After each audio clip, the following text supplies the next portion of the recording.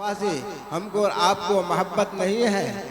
ارے عشق رسول اور تقوی مومن کے لیے سب سے قیمتی پونجی ہے۔ عشق رسول اور تقوی مومن کے لیے سب سے قیمتی پونجی ہے۔ عشق رسول سے دل میں سرور پیدا ہوتا ہے اور تقوی سے آنکھوں اور چہرے میں نور پیدا ہوتا ہے۔ جو مسلمان ان دو نعمتوں سے آراستہ ہو جاتا ہے وہ اپنے وقت کا مسیحا اور ساری مخلوقات کا مرکز عقیدت بن جاتا ہے۔ اللہ تعالیٰ اپنے پیارے حبیب کی پیاری امت کو ان دو نعمتوں سے مالا مال فرمائے، اور یہ عشق ہمارے آپ کے سب کے لیے لحد میں قبر میں ہر جگہ روشنی اور چراغ کا کام کر جائے۔ لحد میں عشق رکھے شہ کا داغ لے کے چلے، عاشق رسول فرما رہے ہیں کہ لحد میں عشق رکھے شہ کا داغ لے کے چلے، اندھیری رات سنی تھی چراغ لے کے چلے۔ تیرے غلاموں کا نقش قدم ہے راہ خدا، یا رسول اللہ تیرے غلاموں کا نقش قدم ہے راہ خدا، وہ کیا بہک سکے جو یہ سراغ لے کے چلے۔ جناب بنے گی محبان چار یار کی خبر، چار یار سے جو لوگ محبت کریں گے، چار یار تو آپ لوگوں نے سمجھ ہی لیا ہے نا، سیدنا ابوبکر صدیق، عمر فاروق، عثمان غنی، حضرت علی رضی اللہ تعالیٰ عنہ، ان چاروں کو چار یار کہا جاتا ہے۔ تو میرے دوستو بزرگوں، ان چار یار سے جو لوگ محبت کریں گے، محبان چار یار کا لفظ آتا ہے میرے دوستو بزرگوں، جناب بنے گی محبان چار یار کی قبر جو اپنے سینے میں یہ چار باغ لے کے چلے۔ تو حضرات آئیے، میں نے قرآن کریم کی جو آیت مبارکہ تلاوت کی ہے میرے دوستو بزرگوں، اس پر تھوڑی سی روشنی ڈالنا چاہتا ہوں۔ اب میں سب سے آپ کو یہ بتاؤں کہ اس کانفرنس کا کیا نام رکھا گیا ہے؟ بولیے، اصلاح معاشرہ کانفرنس۔ کیا معنی ہوا؟ معاشرے کی اصلاح، سماج میں جو خرابیاں پیدا ہو گئی ہے، جو برائی پیدا ہو گئی ہے، اس کی اصلاح کی بات یہاں ہوگی۔ تو اسی مناسبت سے میں شروع کرتا ہوں کہ معاشرے میں تو یوں بہت سی خرابیاں جنم لے چکی ہیں، بہت سی برائیاں پیدا ہو گئی ہے، لیکن تمام برائیوں اور تمام خرابی پر گفتگو ہو نہیں پائے گی، مگر پھر بھی میں چاہتا ہوں کہ ان میں سے جو خاص برائیاں ہیں، خاص خرابی ہے، اس پر روشنی ڈال دی جائے۔ سب سے پہلے میں یہیں سے شروع کرتا ہوں کہ ہمارے معاشرے میں ایک نمبر کی خرابی کیا ہے، میں جو دیکھ رہا ہوں، میں جانتا ہوں، میں اسی سماج میں رہتا ہوں، اسی معاشرے میں رہتا ہوں، اسی علاقے میں رہتا ہوں، میں اس لیے معاشرے کی خرابی کو، علاقے کی خرابی کو، علاقے میں کیا کیا خرابی پیدا ہوئی ہے اسے میں اچھی طرح سے جانتا ہوں۔ حضرات، جہاں اصلاح معاشرے کی بات آتی ہے تو سب سے پہلے میری ایک کوشش ہوگی کہ نماز کے تعلق سے میں کچھ گفتگو کروں۔ آج ہمارے بہت سے بھائی، اللہ اکبر، باپ کو ایک مسئلہ پہلے بیان کر دوں کہ بالغ مرد ہو یا عورت، لڑکا ہو یا لڑکی، بالغ ہونے کے بعد نماز فرض ہو جاتی ہے۔ اب آپ پوچھیں گے کہ کون کتنی عمر میں لڑکا بالغ ہوتا ہے اور لڑکی کتنی عمر میں بالغ ہوتی ہے؟ تو جان لیجیے، اچھی طرح آج جان لیجیے کہ لڑکا کم سے کم 12 سال میں بالغ ہوتا ہے اور لڑکی کم سے کم 9 سال میں بالغ ہوتی ہے۔ اگر 12 سال میں علامت پائی گئی، 12 سال کے بعد، 9 سال کے بعد اگر علامت پائی گئی بالغ ہونے کی تو بالغ مان لیا جائے گا، اور علامت نہیں پائی گئی تو 15 سال اگر عمر ہو گئی ہے، ہاں لڑکا کی عمر ہو یا لڑکے کی عمر ہو، تو بالیقین اس کو بالغ مانا جائے گا، اس کے بالغ ہونے میں اور کوئی شک نہیں رہا۔ تو میرے دوستو بزرگوں، بالغ پر نماز، چاہے لڑکی ہو یا لڑکا، نماز فرض ہے۔ لیکن میں آپ کو ایک حدیث سناتا ہوں۔ بالغ کے بارے میں تو آپ نے جان لیا نا کہ علامت اگر نہیں پائی گئی تو 15 سال میں خواہ لڑکا ہو یا لڑکی کے لیے یقین بالغ ہو جاتے ہیں۔ اب رائے ایک حدیث میں آپ کو بتاؤں، اللہ کے نبی صلی اللہ تعالیٰ علیہ وسلم نے فرمایا مروا اولادکم بالصلاۃ، اپنی اولاد کو، بچوں کو نماز پڑھنے کا حکم دو۔ وہم ابناء 7 سنین، جب اس کی عمر کیا ہو جائے؟ 7 سال ہو جائے۔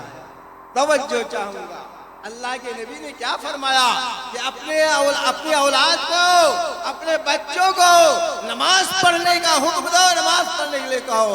کب؟ جب اس کی عمر کیا ہو جائے؟ 7 سال ہو جائے۔ ابھی میں نے مسئلہ بیان کیا، 7 سال میں نہ لڑکا بالغ ہوتا ہے نہ لڑکی بالغ ہوتی ہے، مگر اس حدیث پاک میں کہا جا رہا ہے کہ 7 سال کی عمر جب ہو جائے تو نماز پڑھنے کے لیے وَاضْرِبْهُمْ عَلَيْهَا، او بچوں کو مارو، مارنے کے لیے کہا۔ وَهُمْ أَبْنَاءُ 10 سنین، جب اس کی عمر 10 سال ہو جائے، 10 سال عمر ہو جائے اور نماز نہ پڑھے تو اس حدیث پاک میں کیا کہا اللہ کے نبی نے کہ مارو، مارنے کے لیے کہا گیا۔ میں آپ سے پوچھتا ہوں، 10 سال کی عمر میں لڑکا تو بالغ نہیں ہوتا، اس کے لیے تو میں نے بتایا 12 سال کم سے کم، علامت پائی جائے تب، علامت نہیں پائی جائے تو پھر 15 سال نہ ہوگا۔ لڑکی بھی اگرچہ 9 سال کی عمر میں بالغ ہو جاتی ہے، لیکن علامت اگر نہیں پائی گئی تو ان کے لیے وہی 15 سال۔ یا حدیث میں کیا کہہ رہا ہے کہ 10 سال کی جب عمر ہو جائے اور نماز نہ پڑھے تو اس کو مارو۔ اب میں آپ سے پوچھنا چاہتا ہوں، 10 سالہ لڑکا تو بالغ نہیں ہوتا ہے مگر پھر بھی کہہ رہا ہے کہ نماز میں پڑھنے پر مارو، کیوں؟ نماز کا مکلف کب ہوتا ہے؟ جب بالغ ہو جائے تو نماز کا مکلف ہوتا ہے، شریعت کا حکم اس پر لاگو ہوتا ہے۔ لیکن جب تک بالغ نہیں ہوتا ہے شریعت کا حکم لاگو نہیں ہوتا، وہ مکلف نہیں ہوا کرتا ہے۔ مگر یہ کہا جا رہا ہے کہ 10 سال کی عمر کے بچوں کو مارو۔ بات کچھ سمجھ میں آ رہی ہے؟ اس لیے کہا جائے مارو کہ عادت ڈالنے کے لیے، کس خیال سے؟ عادت ڈالنے کے لیے کہ 10 سال جب عمر ہو جائے گی اور نماز وہ پڑھے گا، نماز پڑھنے کی عادت بن جائے گی، اور جب عادت بن جائے گی تو نماز نہیں چھوڑے گا۔ نعرہ تکبیر، نعرہ رسالت حضرات، نعرہ تکبیر، نعرہ رسالت، نعرہ تکبیر، نعرہ رسالت۔ حضرت علامہ ماشاءاللہ حضرات، اولاد رسول، اولاد بطول، اولاد غوث اعظم حضرت قاری سید اظہر علی صاحب قبلہ کی آمد ہو چکی ہے۔ آپ حضرات محبت کے ساتھ بیٹھیں، جس طریقے سے آپ، لیکن میں نے شروع کہاں سے کی؟ نماز ہی سے پہلے نماز شروع، کیونکہ نماز تمام عبادتوں میں افضل و اعلیٰ ہے اور یہ فرض ہے، اس کا چھوڑنا گناہ کبیرہ ہے۔ آج ہم اپنے معاشرہ کا جائزہ لیں، ہمارے بھائی بالغ ہونے کے بعد شادی کر لیا، شادی شدہ ہو گیا پھر بھی نماز نہیں پڑھتا، بچے کا باپ ہو گیا مگر نماز نہیں پڑھتا ہے، بات کو چل کے دادا بن گیا، نانا بن گیا مگر پھر بھی نماز نہیں پڑھتا ہے۔ اللہ اکبر، کتنے بڑے افسوس کی بات ہے۔ اسلام کا اہم رکن ہے، فرض ہے، ضروری ہے، نماز کا چھوڑنے والا بہت بڑا گناہگار ہوتا ہے میرے دوستو۔ لیکن آج اس طرف ہمارا کوئی دھیان نہیں ہے، توجہ نہیں ہے، اپنے بچوں کو ہم کچھ نہیں کرتے ہیں۔ اور آج کا معاشرہ، اگر ہمارا بچہ اسکول میں پڑھتا ہے، کالج میں پڑھتا ہے اور اونچی جماعت میں کہیں پڑھتا ہے تو وہاں باپ کی زبان پہ تالا لگ جاتا ہے، ایسے بچے کو کچھ نہیں کہتا ہے، اس کو آزادی مل جاتی ہے، چھوٹ مل گئی ہے، باپ کی طرف سے کوئی ڈانٹ ڈپٹ نہیں، کوئی کبھی کچھ کہتا نہیں ہے کہ تم نماز کے لیے پڑھتے ہو، پہلے تم کالج میں پڑھو، یونیورسٹی میں پڑھو، کہیں بھی پڑھو، لیکن اسلام میں جو نماز فرض ہے اس کو پہلے ادا کیا کرو، نماز کا پابند بنو، تب یہ اسکول کی پڑھائی آپ کو کام آئے گی۔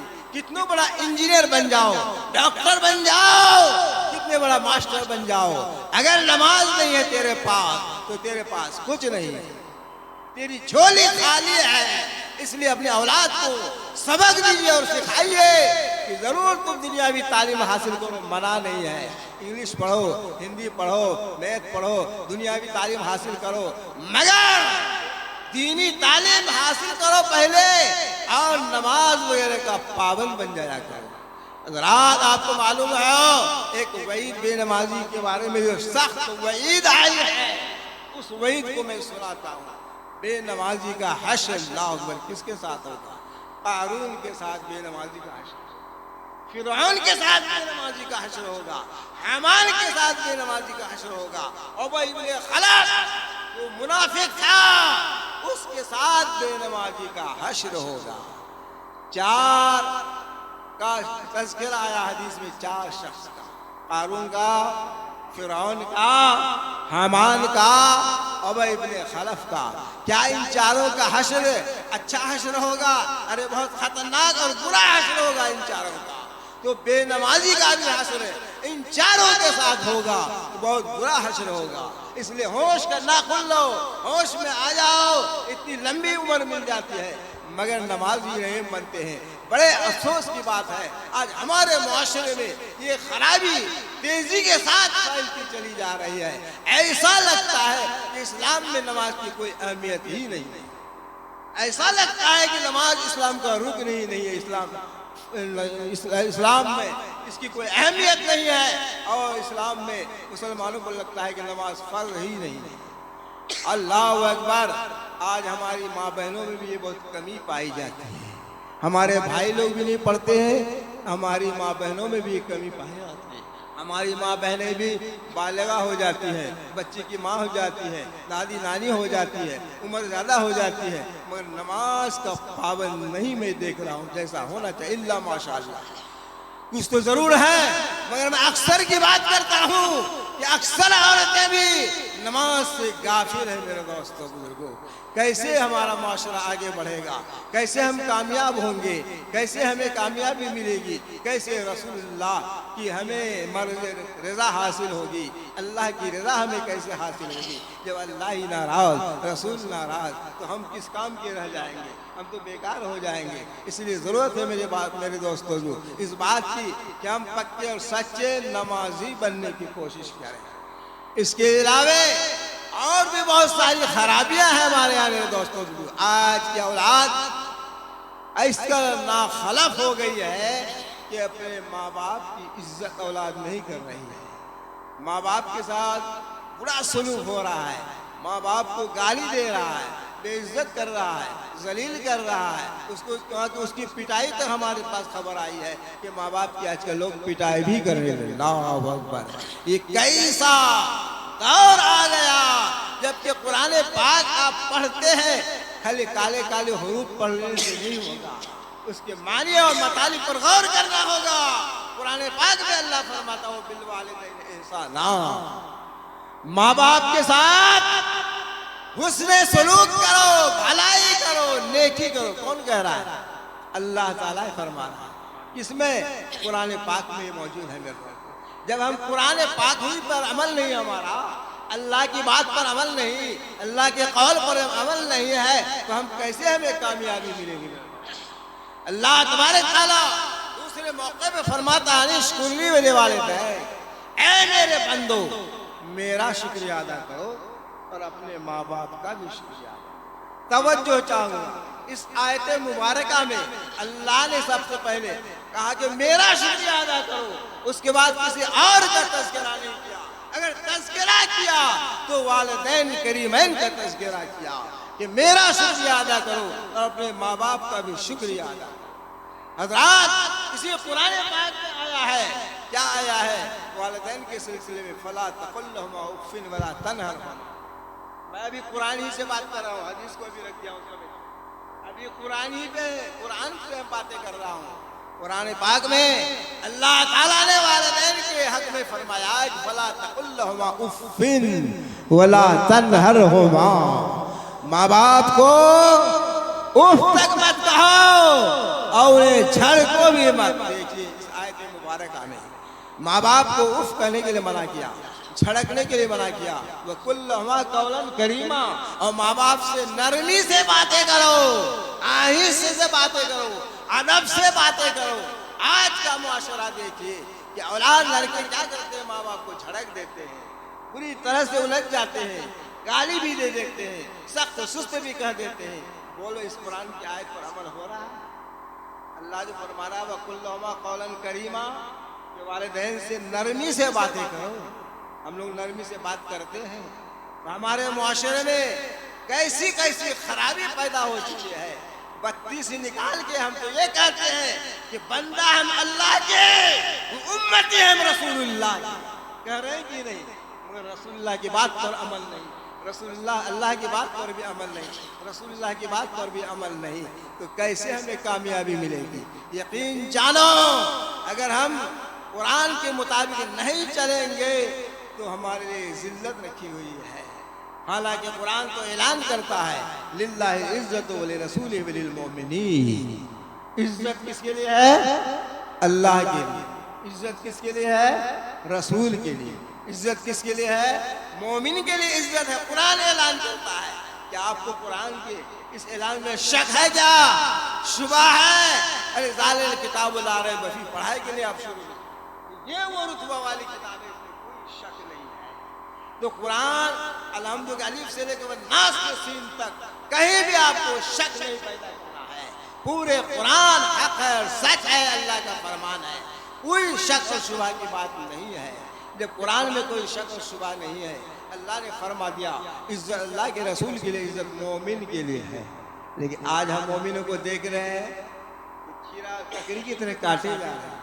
गुजरात का फसाद को अपने ज़हन और दिमाग में रखो। गुजरात के फसाद में क्या हुआ? अरे खीरा और ककड़ी और गाजर और मूली की तरह से काटा गया कि नहीं? हामिला औरत का पेट को चाक दिया गया और उसके बच्चे को आग में छोड़ दिया गया। इससे ज्यादा खराबी और फितना और फसाद कब होगा मेरे को?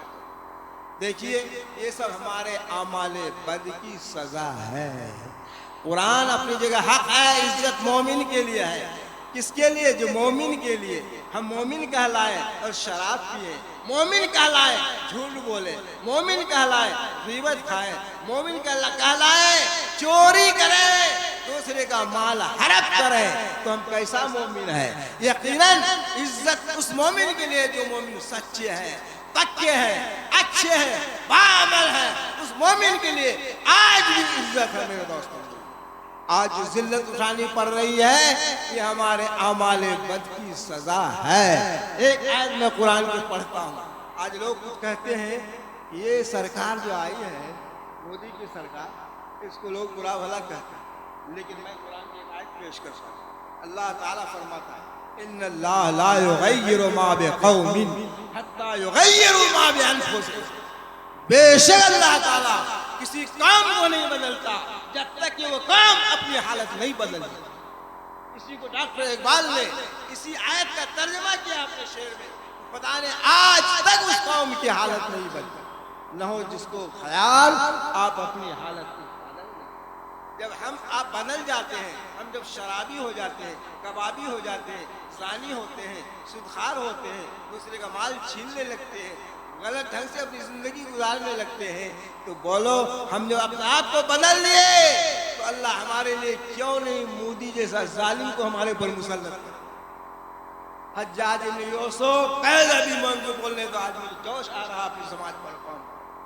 हज्जाज इब्न यूसुफ बहुत बड़े गवर्नर गुजरे हैं। अपने जमाने में लाखों इंसान को कत्ल कराया था, खुद से भी और दूसरों के जरिए से। लोगों ने कहा सामने तो कहने की हिम्मत नहीं हुई, हज्जाज इब्न यूसुफ के सामने कहने की जुर्रत नहीं। एक पर्ची लिख के उसके सामने गिरा दिया किसी को, एक इतराज लिखा हज्जाज इब्न यूसुफ क्या आप खुदा हैं? अगर खुदा है तो खुदा तो बंदे से अच्छा लगा ताल्लुक पैदा करता है, अच्छा बर्ताव रखता है। क्या तो आप उम्मती हैं? अरे नबी तो उम्मती के नबी को उम्मत की जरूरत होती है और नबी का ताल्लुक तो उम्मती से बड़ा अच्छा रहता है। आप बादशाह हैं, अगर बादशाह हैं تو بادشاہ کو رعایا چاہیے، بادشاہ کا تعلق رعایا کے ساتھ ہوتا ہے، رعایا سے ان کا اچھا برتاؤ ہوتا ہے، لیکن آپ جو اس طرح قتل عام کر رہے ہیں تو کیسے آپ اپنی حکومت کو چلائیں گے، کیسے کیا کریں گے آپ؟ یہ اعتراض لکھ کر کے پرچی میں ڈال دیا، کس کے پاس؟ حجاج ابن یوسف کے پاس۔ حجاج ابن یوسف پڑھ کے سمجھ گئے کہ میرے اوپر اعتراض ہے، تو انہوں نے بھی اس کا جواب ایک پرچے میں لکھ کر کے ایسی جگہ رکھ دیا کہ لوگوں کو آسانی سے ہاتھ دستیاب ہو جائے اور وہ ہمارا جواب پڑھ کے سمجھ جائے۔ تو اس نے کیا لکھا تھا؟ توجہ میں چاہوں گا، حجاج ابن یوسف نے اس پرچے کا جواب کیا لکھا تھا؟ سنو، کہا تھا کہ میں خدا نہیں ہوں معاذ اللہ کہ یہ جو ہم کو بندے کی ضرورت پڑے، میں نبی بھی نہیں ہوں معاذ اللہ، میں نبوت کا دعویٰ نہیں کر سکتا کہ میں دعویٰ کروں کہ میں نبی ہوں تو مجھے امت کی ضرورت پڑ جائے، میں نبی بھی نہیں ہوں۔ اور کہا کہ میں بادشاہ بھی نہیں ہوں کہ مجھ کو رعایا کی حاجت ہو، ارے میں جو آیا ہوں جو خدا کا قہر بن کے آیا ہوں۔ کیا بن کے آیا ہوں؟ خدا کا قہر بن کے میں آیا ہوں، خدا مجھے قہر بنا کے بھیجا ہے۔ اگر آپ لوگ ابو ذر غفاری جو امیر المومنین فاروق اعظم کے زمانے میں دور میں ابو ذر غفاری بہت بڑے پرہیزگار، متقی، تقوی شعار، نیکوکار صحابی تھے، تو فرمایا کہ اگر تم لوگ ابو ذر غفاری جیسا اگر تم لوگ نیک بن جاؤ تو میں بھی تم لوگوں کے حق میں امیر المومنین فاروق اعظم جیسا عادل بن جاؤ، لیکن تم لوگوں نے بدل دیا اپنے آپ کو، اس لیے میں ظالم بنا کے مسلط کیا گیا ہوں۔ خلاصہ یہ ہے کہ ہم اپنے حالات کو بدلیں، ہمارے اندر جو کمی ہے اس کو کمی کو ہم دور کریں، توبہ کریں، اللہ کی بارگاہ گر گرائیں، سجدہ ریز ہوں، پکے سچے نمازی بن جائیں، اچھے آدمی بن جائیں، چوری چماری ہم چھوڑ دیں، ڈکیتی چھوڑ دیں، غیبت چھوڑ دیں، چغلی چھوڑ دیں، غرض کی جو برائیاں پائی جا رہی ہیں اس کو ہم ترک کر دیں اور سچے پکے مسلمان ہو جائیں، کلمہ پڑھ لیں، لا الہ الا اللہ محمد رسول اللہ، استغفر اللہ ربی من کل ذنب و اتوب الیہ، تو یقیناً میرے دوستو خدا کی رحمت ہم لوگ کی طرف جھک جائے۔ اس لیے ضرورت ہے ہم اپنے آپ کو بدلنے کے لیے، اللہ تبارک تعالیٰ ہم آپ کو عمل خیر، کار خیر، بالخصوص نماز پنجگانہ ادا کرنے کی توفیق عطا فرمائے، اور نماز کے علاوہ جب رمضان کا مہینہ ہے تو روزہ، اور اس کے علاوہ جتنی خرابیاں برائی ہیں ان سب سے ہم باز آ جائیں، توبہ کریں صدق دل سے، تو یقیناً خدا کی رحمت جھوم اٹھے گی۔ وما علینا الا البلاغ۔